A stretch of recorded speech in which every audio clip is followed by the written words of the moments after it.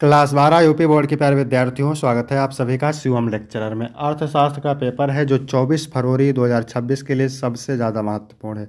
मेरे प्यारे बच्चों, पूरा पेपर एकदम अच्छे से आंसर के साथ हल करके आपको बताने वाले हैं, तो आप लोग वीडियो को पूरा अंत तक देखिएगा। बोर्ड एग्जाम के लिए सबसे ज़्यादा महत्वपूर्ण है। समय 3 घंटे 15 मिनट का होता है और पूर्णांक होता है 100 का। यहाँ पर थोड़ा सा निर्देश देख लेते हैं। निर्देश में क्या है? प्रारंभ के 15 मिनट परीक्षार्थियों को प्रश्न पत्र पढ़ने के लिए निर्धारित है। सभी प्रश्न करने अनिवार्य हैं। प्रश्न संख्या 1 से 10 तक बहुविकल्पीय हैं। प्रश्न संख्या 11 से 18 अति लघु उत्तरीय हैं, जिनका उत्तर आपको लगभग 50 शब्दों में, तथा प्रश्न संख्या 19 से 24 लघु उत्तरीय हैं, जिनका उत्तर आपको 150 शब्दों में, तथा प्रश्न संख्या 25 से 27 विस्तृत उत्तरीय हैं, जिनका उत्तर आपको लगभग 300 शब्दों में देना है। सभी प्रश्नों के निर्धारित अंक उसके सामने अंकित हैं कि कौन सा प्रश्न कितने अंक का है। तो सभी लोग वीडियो को लाइक करेंगे, चैनल पर नए होंगे चैनल को सब्सक्राइब करेंगे, शेयर करेंगे। चलिए वीडियो को शुरू करते हैं। सबसे पहले बहुविकल्पीय प्रश्न। प्रश्न नंबर 1 है, किसी वस्तु की उपयोगिता क्या होती है? वस्तु की उत्पादन क्षमता, व्यक्ति की किसी आवश्यकता को संतुष्ट करने की क्षमता, वस्तु का स्वाद, वस्तु की उपलब्धता।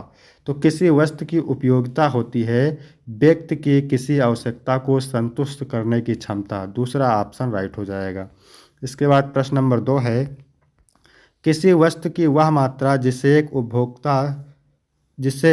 उपभोक्ता दी हुई कीमत तथा आय पर क्रय करता है उसे कहते हैं। खरीदने की इच्छा, वस्तु की मांग, वस्तु की मात्रा, वस्तु की पूर्ति। तो किसी वस्तु की वह मात्रा जिसे एक उपभोक्ता दी हुई कीमत तथा आय पर क्रय करता है उसे वस्तु की मांग कहते हैं। दूसरा ऑप्शन करेक्ट हो जाएगा। इसके बाद प्रश्न नंबर 3 है, एक वक्र जिस पर सभी बिंदु उपभोक्ता को समान संतुष्टि प्रदान करते हैं उसे कहते हैं अनादिमान वक्र। ध्यान रखेंगे, उसे क्या कहते हैं? अनादिमान वक्र। उत्पादन फलन क्या है? उत्पादन प्रक्रिया है, आगतों तथा निर्गत के बीच एक तकनीकी संबंध है, किसी फर्म का उत्पादन ढांचा है, या फिर उत्पादन की योजना है। तो उत्पादन फलन क्या है? आगतों तथा निर्गत के बीच एक तकनीकी संबंध है। दूसरा ऑप्शन राइट हो जाएगा। इसके बाद 5वां नंबर है, अल्पकाल में उत्पादन के कितने साधन स्थिर होते हैं? कोई भी नहीं, सभी, कम से कम एक, अनिश्चित। तो अल्पकाल में उत्पादन के कितने साधन स्थिर होते हैं? तो कम से कम एक। 6 नंबर है, विश्वव्यापी मंदी किस वर्ष प्रारंभ हुई थी? 1929, 1930, 1931, 1932। तो इसका राइट आंसर हो जाएगा 1929। इसके बाद 7 नंबर प्रश्न है, निम्नलिखित में से एक टिकाऊ उपभोक्ता वस्तु नहीं है? फ्रिज, मेज, तौलिया, भोजन। तो भोजन नहीं है। इसके बाद केंद्रीय बैंक की नीति कहलाती है राजकोषीय नीति, मौद्रिक नीति, विदेशी विनिमय नीति, अंतर्राष्ट्रीय व्यापार नीति। तो केंद्रीय बैंक की नीति कहलाती है मौद्रिक नीति। दूसरा ऑप्शन करेक्ट हो जाएगा।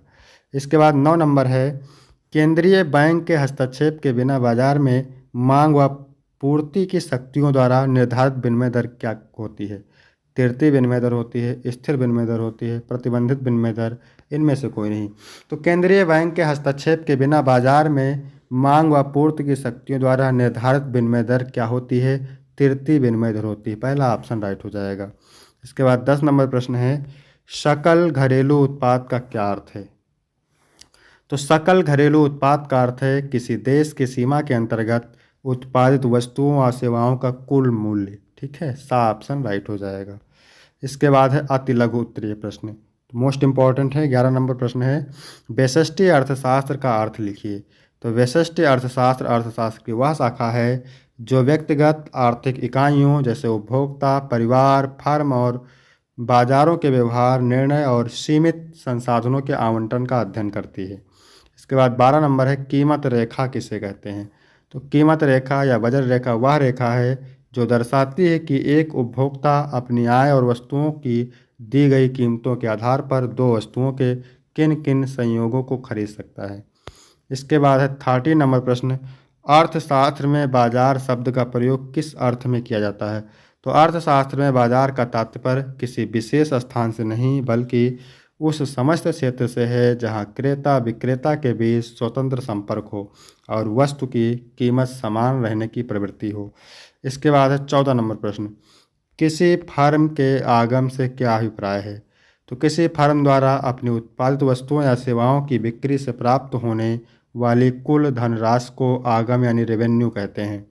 इसके बाद 15 नंबर है व्यक्तिगत आय तथा प्रयोज्य आय में क्या अंतर है। तो व्यक्तिगत आय वह कुल आय है जो व्यक्तियों के सभी स्रोतों से प्राप्त होती है, जबकि प्रयोज्य आय अप्रत्यक्ष कर जैसे आयकर घटाने के बाद वास्तव में खर्च करने योग्य बची राशि है। इसके बाद 16 नंबर प्रश्न है आयात व निर्यात क्या है। जब कोई देश दूसरे देश से माल या सेवाएं खरीदता है तो उसे आयात कहते हैं। इसके विपरीत दूसरे देश को माल बेचना क्या कहलाता है, निर्यात कहलाता है। इसके बाद है 17 नंबर व्यक्ति विदेशी विनिमय की मांग क्यों करते हैं। विदेशी विनिमय मुद्रा की मांग मुख्य रूप से विदेशों से वस्तुओं एवं सेवाओं के आयात, विदेशों में निवेश, पर्यटन और सट्टेबाजी के लिए की जाती है। फिर यहाँ पे 18 नंबर है सकल घरेलू उत्पाद से आप क्या समझते हैं। किसी देश की घरेलू सीमा के भीतर एक वर्ष में उत्पादित सभी अंतिम वस्तुओं और सेवाओं के मौद्रिक मूल्य को सकल घरेलू उत्पाद यानी जीडीपी कहते हैं। इसके बाद है लघु उत्तरीय प्रश्न मोस्ट इम्पॉर्टेंट है केंद्रीय बैंक बैंकों का बैंक है क्यों। केंद्रीय बैंक जैसे भारत का आरबीआई को बैंकों का बैंक इसलिए कहते हैं क्योंकि यह सभी वाणिज्यिक बैंकों के लिए केंद्रीय संस्था के रूप में कार्य करता है। यह उनकी जमा राशि रखता है, जरूरत पड़ने पर उन्हें ऋण देता है, बैंकों के बीच लेन देन को निपटाता है, मौद्रिक नीतियाँ बनाता है और वित्तीय प्रणाली में स्थिरता बनाए रखने के लिए उनका पर्यवेक्षण और विनियमन करता है। ठीक वैसे ही जैसे एक बैंक अपने ग्राहकों को सेवाएं देता है। इसके बाद है 20 नंबर प्रश्न सामान्य वस्तुओं और निकृष्ट वस्तुओं के बीच अंतर स्पष्ट कीजिए। तो सामान्य वस्तुएं वो होती हैं जिनकी मांग आय बढ़ने पर बढ़ती है जैसे कार या इलेक्ट्रॉनिक्स, जबकि निकृष्ट वस्तुएं वो होती हैं जिनकी मांग आय बढ़ने पर घटती हैं जैसे मोटा अनाज, बाजरा या सार्वजनिक परिवहन। इसके बाद 21 नंबर है क्या दीर्घकाल में किसी फर्म की कोई लागत स्थिर होती है, कारण सहित उत्तर लिखिए। नहीं, दीर्घकाल में किसी फर्म की कोई लागत स्थिर नहीं होती है क्योंकि दीर्घकाल वह अवधि है जिसमें फर्म अपने उत्पादन के सभी कारकों जैसे भूमि, पूंजी, श्रम को बदल सकती है, जिससे सभी लागतें परिवर्ती बन जाती हैं। फर्म के पास कारखाना बदलने, मशीनरी खरीदने या पट्टे को समाप्त करने का समय होता है, जिससे कोई भी लागत निश्चित नहीं रह पाती है। इसके बाद में 22 नंबर है व्यावसायिक बैंकों के मुख्य कार्यों को संक्षेप में लिखिए। तो व्यावसायिक बैंकों के मुख्य कार्य हैं धन जमा करना, ऋण देना, भुगतान, वित्तीय सेवाएं प्रदान करना और मुद्रा प्रबंधन। इसके बाद 23 नंबर प्रश्न है सीमांत बचत प्रवृत्ति का अर्थ लिखिए। सीमांत बचत प्रवृत्ति से अभिप्राय आय में होने वाले परिवर्तन के कारण बचत में होने वाले परिवर्तन के अनुपात से है।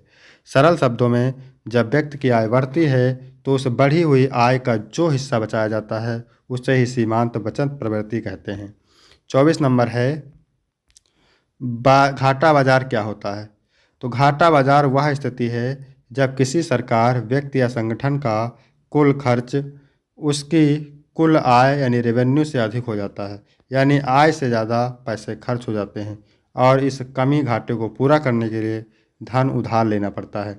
यह शब्द मुख्य रूप से सरकारों के लिए इस्तेमाल होता है और यह देश की वित्तीय स्थिति का एक महत्वपूर्ण संकेतक होता है जो राष्ट्रीय ऋण को बढ़ाता है। इसके बाद विस्तृत उत्तरीय प्रश्न है।